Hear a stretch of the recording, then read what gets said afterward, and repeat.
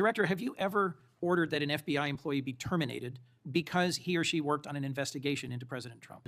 As far as a lot of your statement, I disagree with it. I'm happy to address it. But the only way, generally speaking, an individual is terminated at the FBI is if they have violated their oath of office, violated the law. Those who say that they've been fired because of working on investigations into President Trump are lying or misrepresenting? Well, those matters are alleged in litigation, which is ongoing, so I can't comment on those specifically. Could you comment on why you fired former acting FBI Director Driscoll?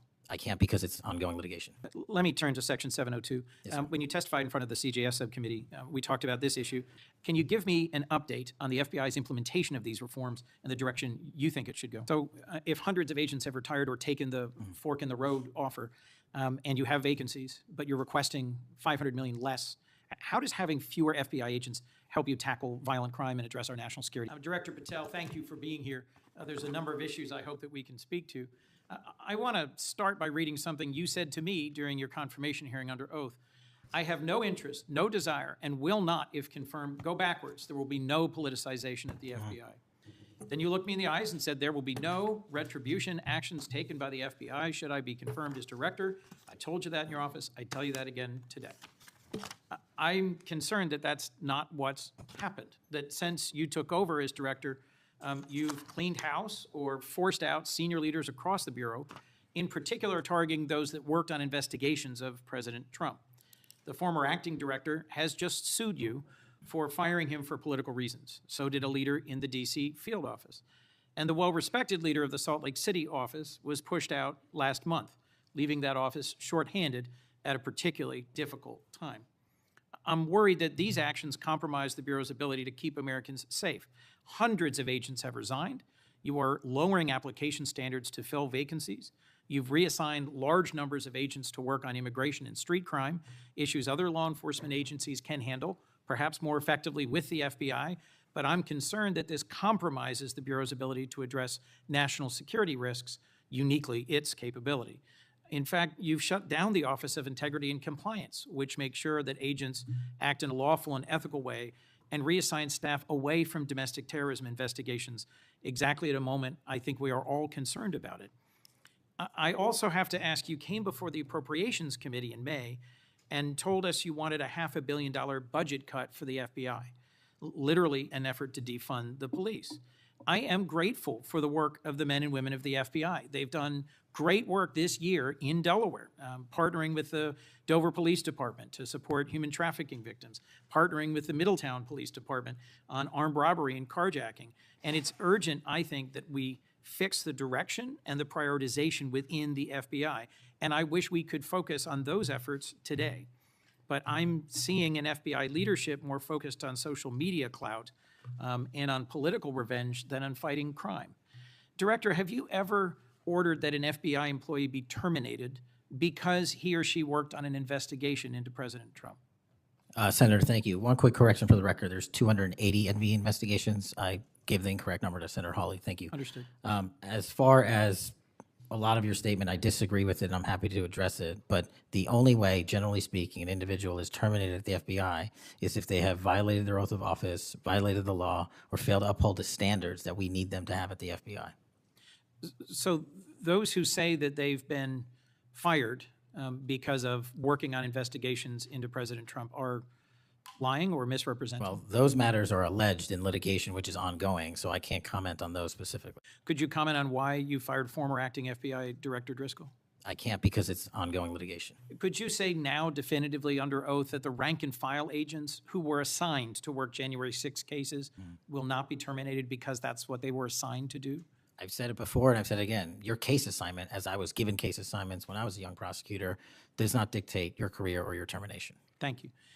Then let me go to the appropriations question. In May, you testified before the subcommittee on which I served, defending the president's request that we slash the FBI's budget by about $500 million. The day before, you testified the opposite in front of the House. Where are we in terms of the budget request? Senator Graham earlier said if you're requesting more funding for more agents, let us know. We're nearing the end of the fiscal year. In front of the committee on which I serve here in the Senate, your request was for a reduction of hundreds of millions of dollars. Where are we? Where we are in the budget cycle is we at the FBI are in support of the president's budget, and we are in support of eliminating waste, fraud, and abuse. We've already identified tens of millions of dollars of duplicative contracts that the FBI was spending on software and private sector engagements. We've also identified duplicative workloads. So we are transitioning those folks out of doing the same thing twice over and into the field. And that's my focus right now. And the move of the FBI headquarters is also going to save the FBI $3.5 billion in the American taxpayers. So we're focused on eliminating waste, fraud, and abuse. And as I told Senator Graham, if I'll go back and talk to my team, and if we need more, we'll let you know. Are you planning any additional reductions in force, Director? No. How many vacancies are you currently trying to fill within the agency? In terms of the 1811 ranks, there's a few hundred open vacancies that we have funded. And so we're filling all of those with our hybrid 1811 program and our new recruitment program, and I think a lesser amount of IAs and SOS. So if hundreds of agents have retired or taken the fork in the road offer, and you have vacancies, but you're requesting $500 million less, how does having fewer FBI agents help you tackle violent crime and address our national security issues? Just to put it in perspective, Senator, sorry, I didn't mean to cut you off. If we had this $500 million, we've done the math. It would take us 14 years to onboard every vacancy that's on the books currently at the FBI, because we can't hire these folks and train them overnight. It's a years-long process. So we are currently focused on recruiting the best and filling the positions to the best of our needs. And we, even if we had this extra money, wouldn't be able to hire them overnight. We're looking for where the need is greatest, where in the country we need to send them, and how we can change the training requirements, which is why I'm thrilled to have police officers. They might not have a college degree, but they got the street smarts and the cop smarts to become FBI agents, and that's what we want. Let me turn to Section 702. Yes, when you testified in front of the CJS subcommittee, we talked about this issue. You told me you were in favor of reauthorizing FISA Section 702 when it expires next year, so long as the reforms implemented last year, reforms like better training for agents and real consequences for inappropriate searches of Americans' communications were maintained. You also said that you had some ideas about how to make Section 702 better going forward. Can you give me an update on the FBI's implementation of these reforms and the direction you think it should go? Absolutely. I think you're referring to the query process, and if you're not, let me know. But any instance of abuse or mistakes that were made in the query process have now been changed. It used to be you can make multiple mistakes and continue to access the query database system. I've changed that. If you make a mistake, you're immediately sidelined, a review is conducted, and if it was an actual mistake, i.e., there should have been S on the end of that name and there wasn't, then we put you back in. But we have to review those matters. So that's happening. And if there was an intentional mistake, you have no more access to the 702 query system and its database. So we've also done an audit of the entire 702 system and the query databases, and now we are nearly 100% of the audit. And I think we found one or two, I'll have to get back to you, quote unquote mistakes within that system, which are currently being reviewed. Thank you. You had told me in May that you'd send me updated statistics about the Section 702 searches of Americans' data. I haven't received it. When will I get that? I'll work with my team to get that to you, Senator.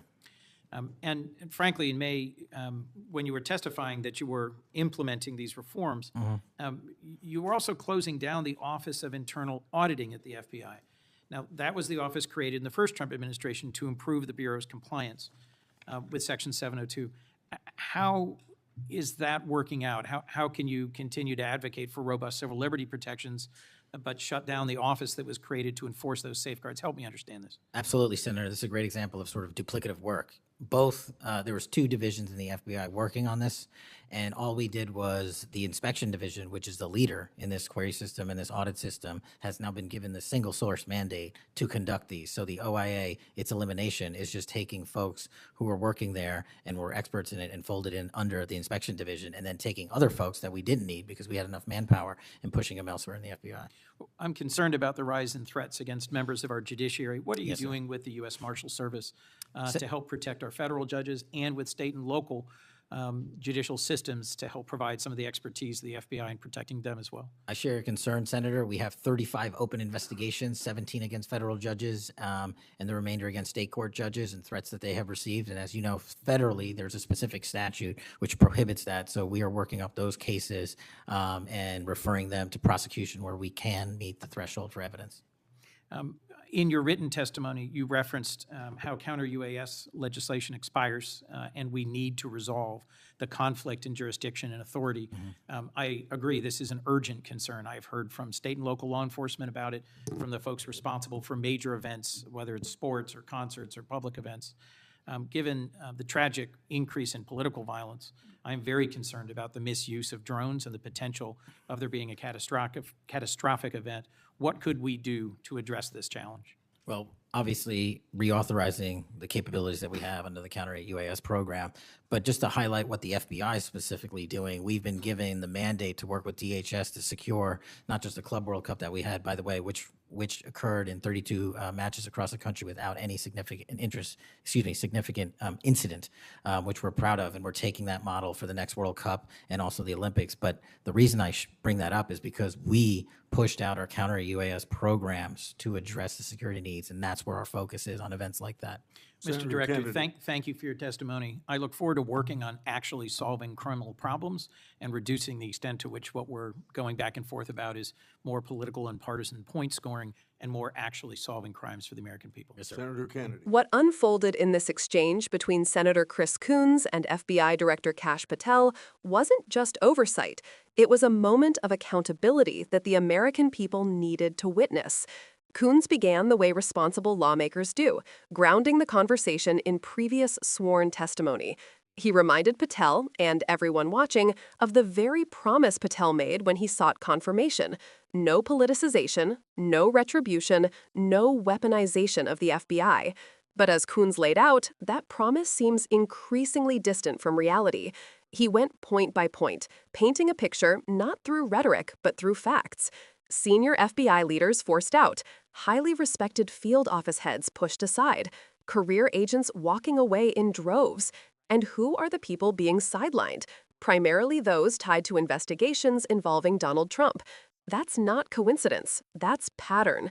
Coons didn't sugarcoat the consequences. When the FBI loses manpower, experience, and expertise, the country becomes less safe.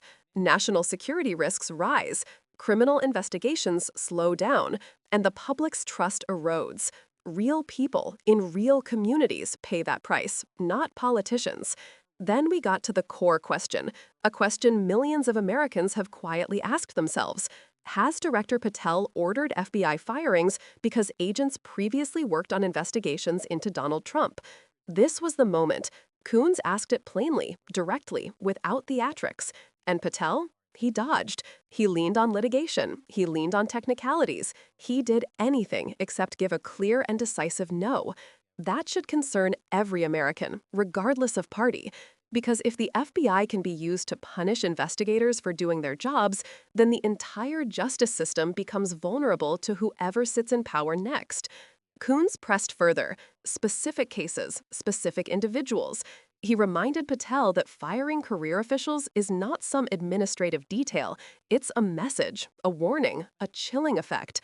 He moved to the budget issue next, because while Trump allies love to paint Democrats as anti-law enforcement, here was something astonishing.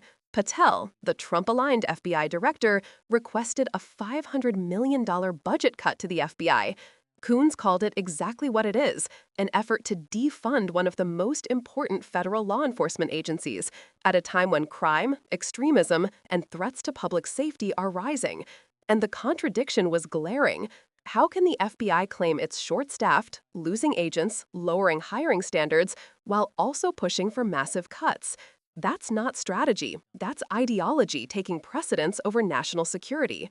Coons also zeroed in on something many Americans may not know about, FISA Section 702 reforms, the tools used to monitor foreign threats.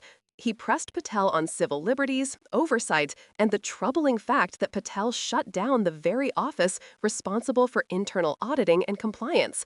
That matters because safeguarding civil rights isn't optional, it's foundational. And then came one of the most urgent points, the rise in threats against federal judges. Coons emphasized that political extremism is escalating, violence is escalating, the justice system is under attack.